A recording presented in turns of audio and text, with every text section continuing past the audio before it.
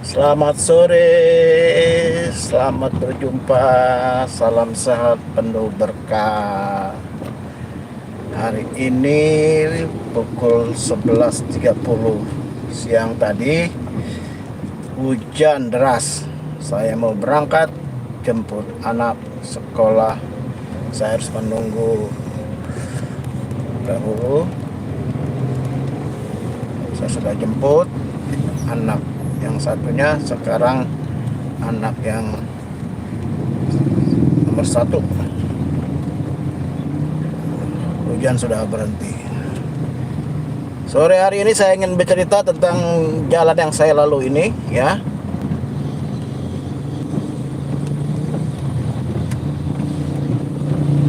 Ini dua, ya mungkin enggak 20, 15, 25, 15 sampai 25 tahun yang lalu itu jalan ini dikenal sebagai jalan rawan dan angker. Nanti saya jelaskan, ya.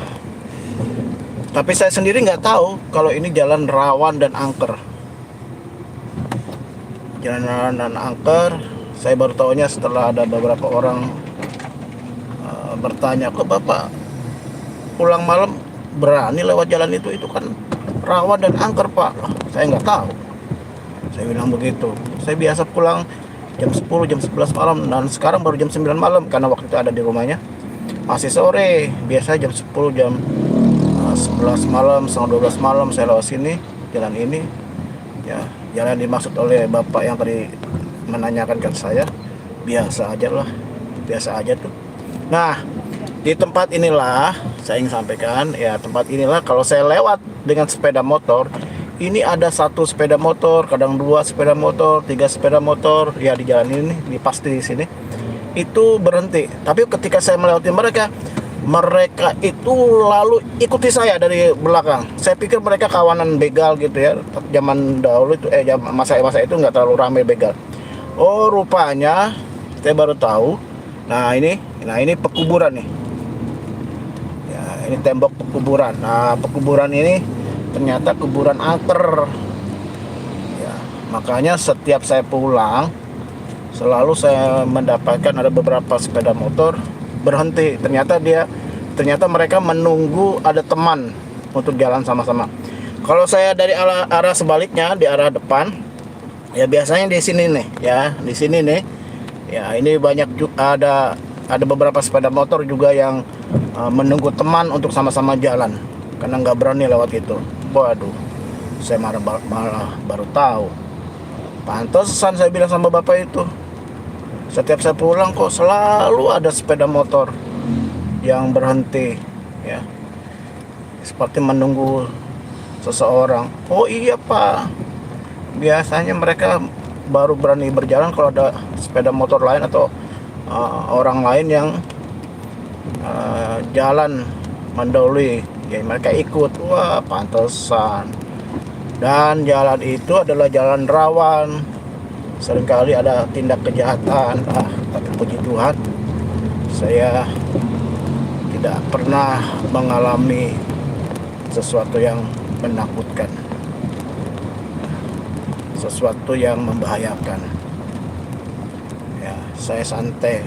Tapi memang pernah satu kejadian, saya di stop ada dua orang ibu. Ya, stop. Ya, saya berhenti karena mungkin karena nggak ada angkot, ya nggak ada angkutan umum, jadi saya boncengin karena tujuan saya ke arah lurus. Dua ibu itu ada di bawa tujuan ke arah sebelah kiri, jadi berhentilah saya di sini. Saya turunkan. Waktu saya turunkan dua ibu itu, saya bonceng dua ibu itu, tiba-tiba salah satu ibu itu kasih uang. Saya bilang, loh kok kasih uang? Ya kan saya bayar ojek. Dikiranya saya tukang ojek rupanya. Enggak Bu, saya warga yang baru pulang. Oh maaf Pak, saya kira Bapak tukang ojek. Ya terima kasih ya Pak, udah diantar sampai di sini. Nah di sini baru ada angkutan umum. Ya, angkutan umum sampai pukul 10 malam. Jadi rupanya saya di stop, mereka naik sepeda motor saya pikir mereka takut. kondisi jalan sepi, jalan rawa. Ternyata mereka pikir saya tukang ojek. Nah, saya mau cerita tuh ya, cerita yang tadi kuburan angker itu ya, kuburan yang katanya angker itu. Ada satu cerita nih. Kalau tadi bapak tadi itu anggota gereja saya yang menanyakan, kok bapak gembala berani lewat situ, itu kan daerah rawan dan angker. Nah, ini ada satu lagi ya, satu bapak yang mungkin saya katakan seumuran dengan saya lah. Dia punya bengkel ya, tadi yang ibu tadi berhenti itu ke arah kiri itu ada bengkel. Dia punya bengkel. Dia juga seorang montir mobil ya. Hari itu dia pulang kemalaman karena harus mengerjakan mobilnya, jadi pulang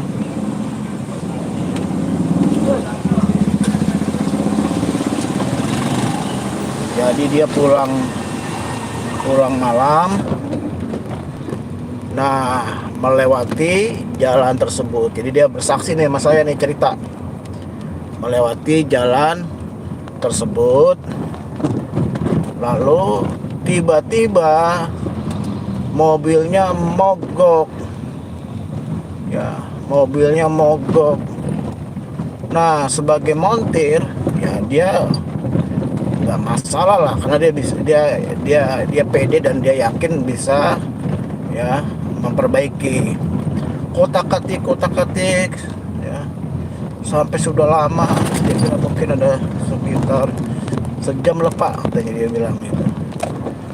Kotak-katik gak hidup-hidup Pak Gembala.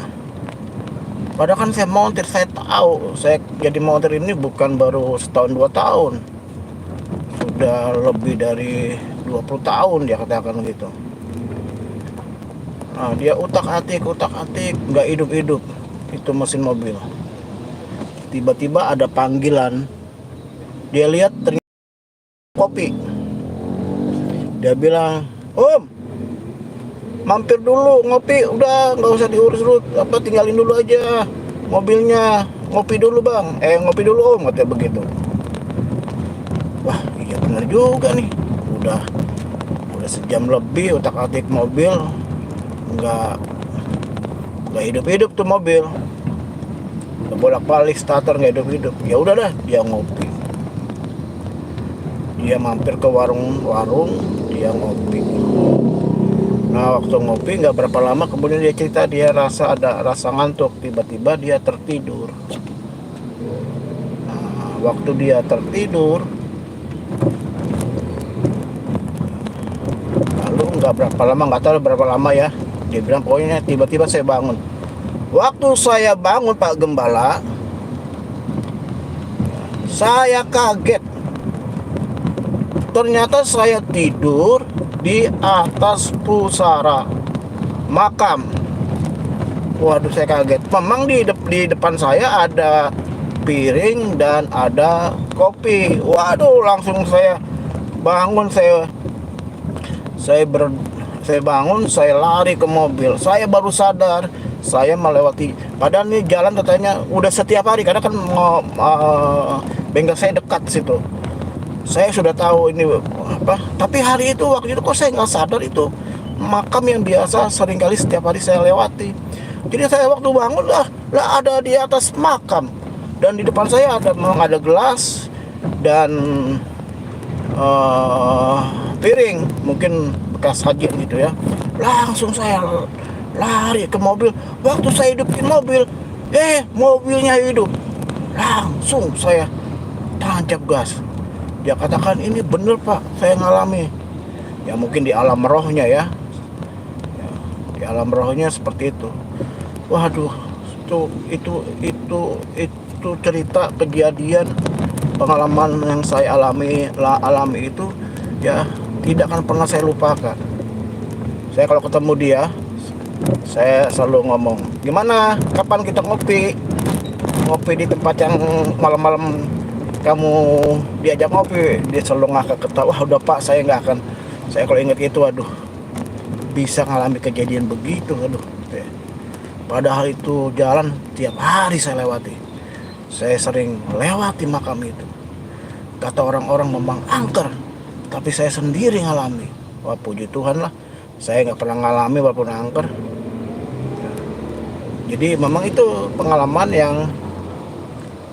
yang saya alami ketika orang bertanya, heran saya lewati jalan itu. Sampai hari ini akhirnya hampir tiap hari saya lewati karena saya harus jemput atau antar jemput anak saya ke sekolah. Sekarang sih tempatnya sudah ramai, banyak bangunan, bahkan sekitar makam itu sekarang udah banyak rumah, jalan udah mulus, aspal, penerangan jalan ada, ya. Dulu jalannya licin karena jalan tanah, ya. Sekarang sih sudah ramai.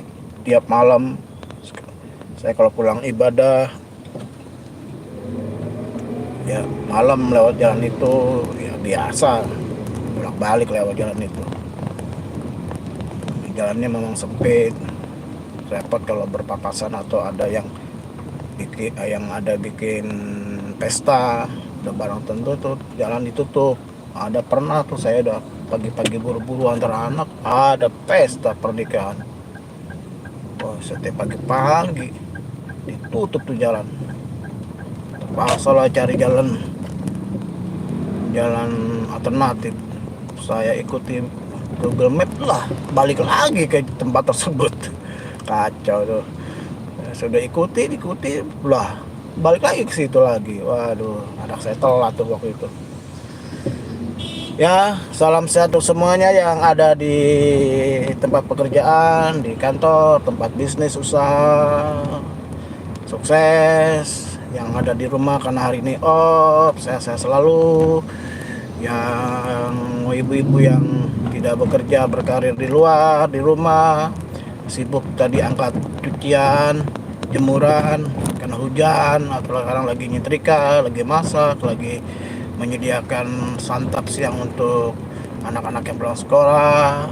Ya, tetap semangat. Jadi payahmu tidak akan pernah sia-sia, ya. Yang ada dalam perjalanan seperti saya, tetap berhati-hati dan waspada. Ya. Di jalan ini pun saya pernah ngalami 2 kali nih. Satu, ya, entah kenapa, tapi ada niat orang, ada mobil yang klakson saya, ya, ada niat jelek, mungkin ya, niat jahat. Tapi setiap saya kasih jalan, dia nggak mau lewat. Tapi kalau saya udah lewat, bolak-balik klakson minta kasih jalan, ya. Satu lagi saya pernah ngalami, dituduh nabrak seorang anak keponakannya katanya, lalu minta uang ganti rugi pengobatan. Saya bilang kalau saya nabrak saya bertanggung jawab, ayo ajak saya ke rumah sakit. Katanya anaknya udah dibawa rumah sakit, cepat bener dibawa rumah sakit. Nggak mau, sampai ngotot-ngototan. Udah saya kasih, bilang kalau kalian minta uang makan, saya kasih deh tuh, makan deh kalian, ya. Saya bilang begitu.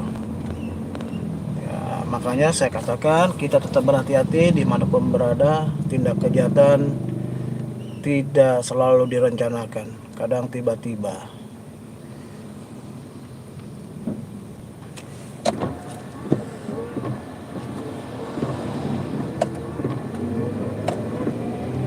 Immanuel, Allah beserta dengan kita.